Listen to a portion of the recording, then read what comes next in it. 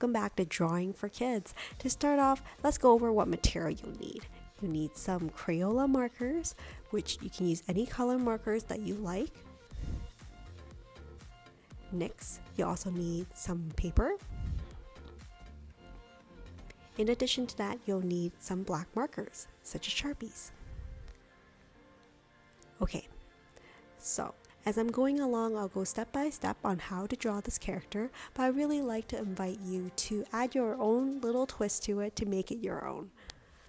There's no pressure to necessarily draw exactly what I have, but let's use that as a guidance to see what we can come up with.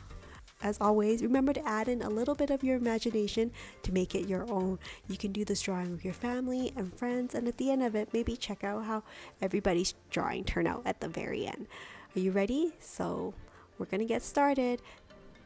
The drawing with Sharon drawing that we're doing today is a continuation of the Disney Princess series. Can you guess which princess we'll be drawing today? I can tell you that her dress will be a blue color scheme. Can you guess it? It is Elsa from Frozen. So let's get started. So here you can see I already started on Elsa's face. So top part's a little bit more round, but of course I want to do that little wisp of hair, curvy wavy line that's going to come down hanging on the top right above her forehead. And then I know she has these beautiful white locks of hair, almost like white. It's like a very light blonde color. For Elsa, her hairs are going to be in sections rather than one solid piece.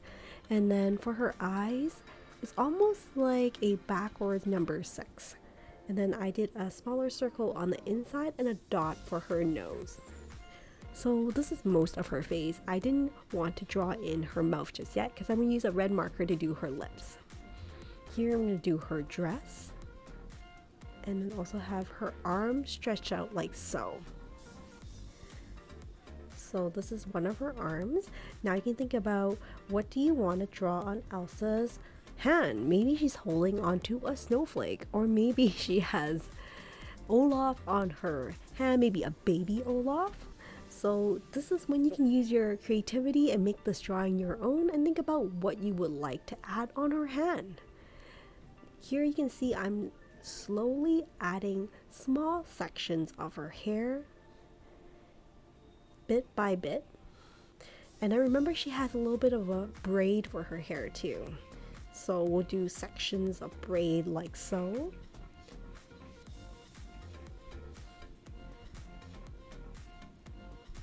So this makes this princess really unique for her hair because of these beautiful locks of braid that's gonna hang down. And this is her other arm.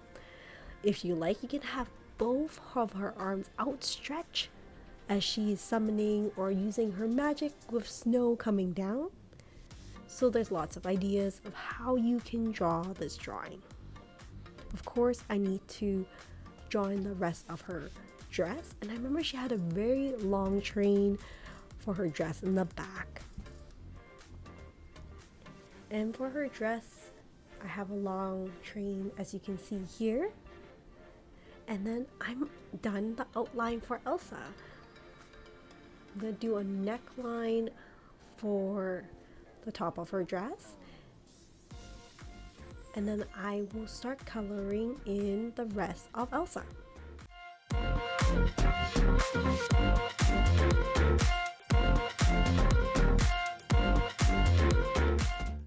Starting off with this kind of like peach apricot color, I'm gonna color in her hands and also her face, making sure that I color within the lines and also like making sure I don't leave any white gaps in between.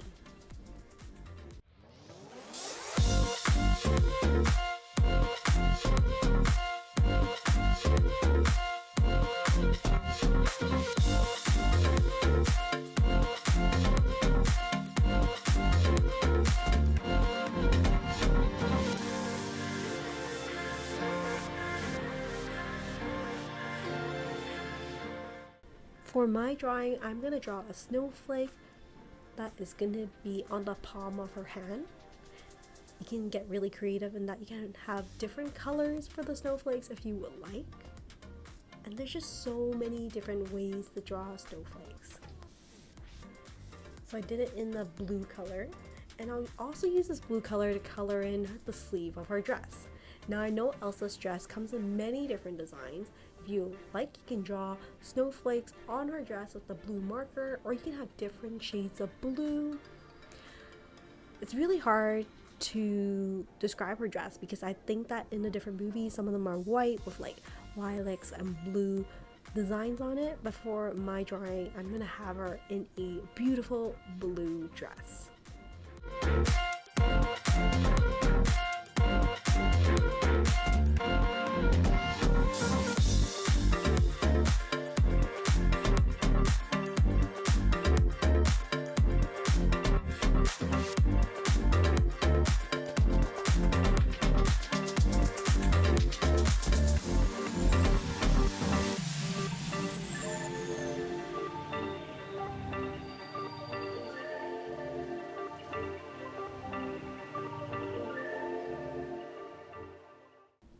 I'm also coloring the pupil of her eye. I think she'll have beautiful blue eyes, and I'm gonna get a pink marker to color in her lips. Of course, you can use red if you would like. I'm gonna have her like a tiny smile if you like. You can have her have like a really funny face, or she's really sad or really happy. I think it's really important to think about like, what is Elsa doing right now? Think about the story that you're trying to tell with your drawing, and that might help you decide what kind of expression she will have on her face. Using a yellow marker, I am now just highlighting parts of her hair, because I know her hair is kind of like almost white, but there are glistens of like blonde in it, just really light yellow color. So I just use a yellow marker to outline parts of her hair.